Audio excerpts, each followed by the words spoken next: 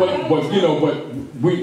the people who supposed to represent him will attack anyone who does constitutional enforcement, you know it's a COINTELPRO operation. Not a game. Islam to the mothers. Islam to the mothers. Real talk. Islam to the mothers.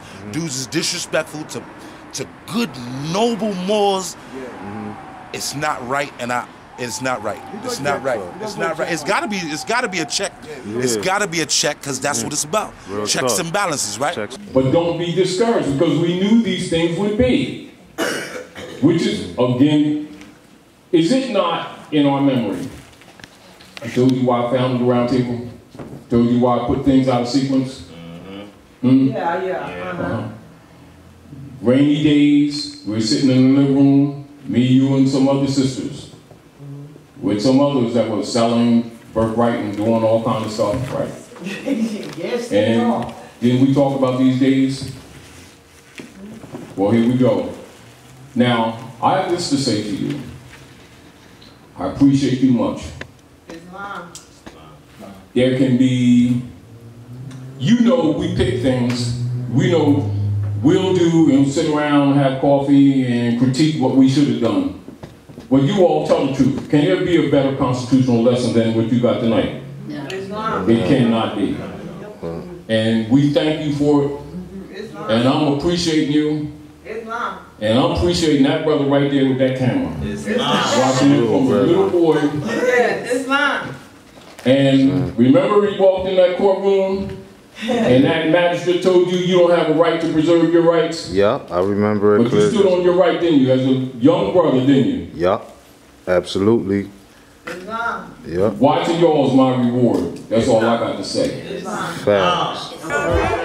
Shout out to you, you holding it down, bro. You already know, bro. You in? About to go ahead and move. It's always good to see you, you know what I mean? Likewise, King. Likewise. Every time I see you, it's a big revelation. I'm on the right path, bro. You know it. Salute, brethren. So peace and love, my sister. Thank you for being here at the MHHS class tonight. I definitely appreciate you. I know you said you had a message for my mother and Taj. Yes, I wanted to thank them for everything they've done and everything they've gone through to keep this knowledge in the forefront. In my 57 years, I've come across different pieces of information which has been confirmed and reinforced to me through listening to them on YouTube. Thank God for YouTube. Thank Allah for YouTube. And I just want to thank them from the bottom of my heart for giving me enlightenment, so that because I couldn't understand why our people weren't being as productive and being as prosperous as I know we can be, and their teachings have answered that question for me, and now I know what I need to do to help the world be different for my sons and my grandson that's only 4 years old, and I thank them from the bottom of my heart. That's so beautiful. And what's your appellation, sis? Jasmine Miller. Okay, thank you so much, beloved. I'm gonna make sure they both see this. Thank you. No problem. Thank you. Bro, but as always, brother, I told you it's an honor to be on this platform. You know, I know what it means to you, I know what it means to the family, and what it means to me, you know, to contribute and participate in anything or any endeavor that you or your family is involved with. I know that it's strictly for the upliftment of fallen humanity. So this is like, you know, this is coincides with my service. Absolutely. And, that's what I came to this planet for. Absolutely. Highly appreciated on that, bro. You know what I mean? And all of those are facts. And I'm very sure and confident that, you know, the ancestors are going to see this through for me. So I'm in my constant tutelage underneath wise women like your mother. Absolutely. That's love. That's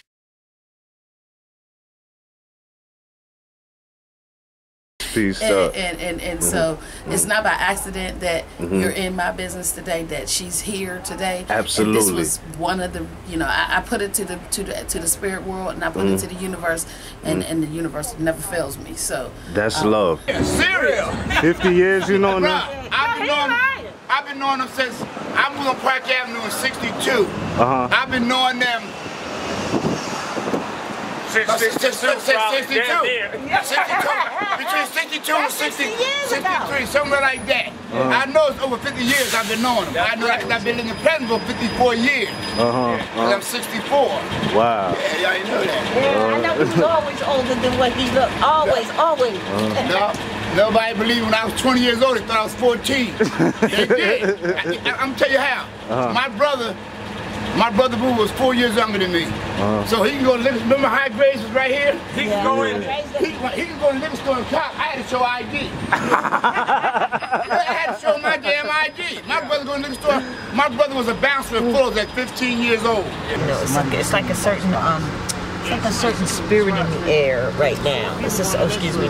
It's a certain spirit in the air. Yeah. You know? Yeah, look, you got the wild Aboriginal spirit in the air. And everybody is just so congenial and happy. And, you know what I mean? Peace and love, Noble. Peace, family. All right. Can you state your appellation for the record? Chet Eb Ucha Rael. All right. Peace and love, Noble. Thank you for pressing the lens. Yes, sir. All right. Was you mind briefing us with your story? Current events experience. This past weekend, a few family members and I traveled to Houston, Texas for a celebration of one of the elders in our family there. And going through TSA at LaGuardia, the two family members that accompanied me, you know, they had state credentials, so of course I told them to go ahead, and they went through TSA, you know. So I get there with the indigenous credentials, and you know, first response was, they got a book out, flip through the book. Oh, well, we haven't seen these before, we got to call upstairs. Can you stand to the side? I said, sure, no problem, stand to the side. Sister comes down, supposed to be the supervisor / manager, asking me questions. Do you have any more identification? No, I just have my government credentials. So. Is this the illegal American National Identification Card? Right.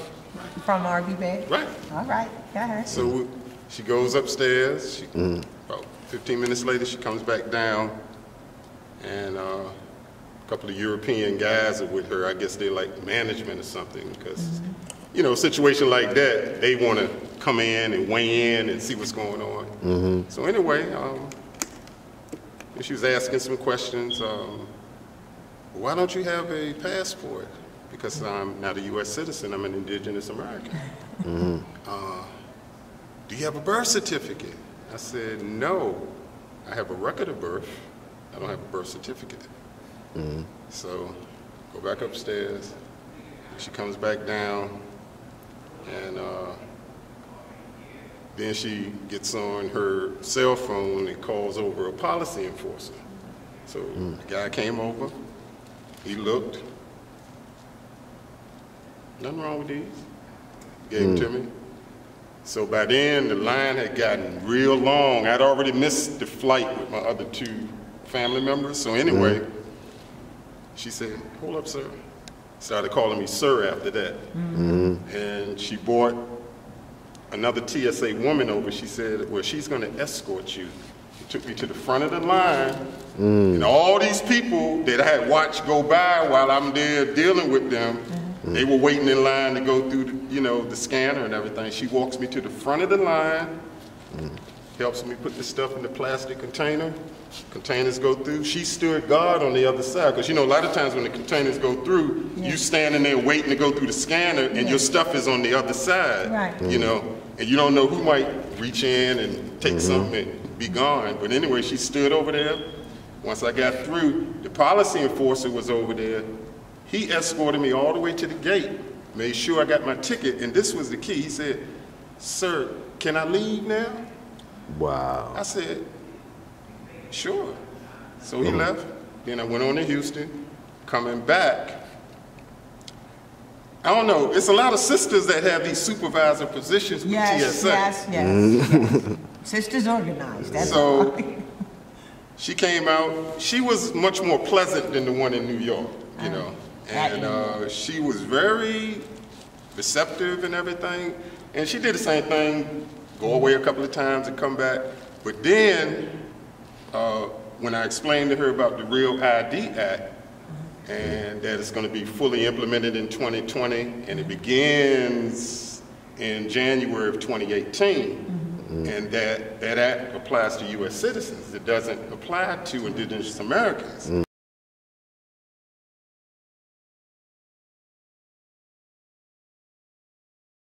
And when I went into the Universal Declaration of the Rights of Indigenous People and explained to her certain things out of that, she said, oh, okay, I'll be right back.